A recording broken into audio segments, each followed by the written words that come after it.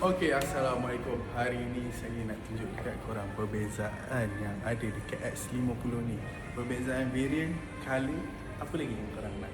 Okey, ramai yang tanya color apa je yang available untuk X50 ni. Mari saya tunjukkan. Okey, yang pertama kita ada color quartz black, warna hitam macam kat belakang saya ni. Okey, and then kita ada warna hijau, teal bayou green. Kita ada warna putih, snow white. Kita ada warna silver, armor silver, dan juga kita ada warna jet grey kan. And ada yang bertanya color ni available ke untuk semua variant X50? Ya, available untuk semua variant X50 kan.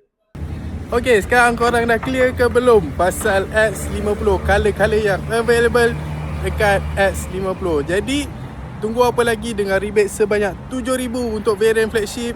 Korang boleh dapatkan sekarang di Proton Ion Lakin.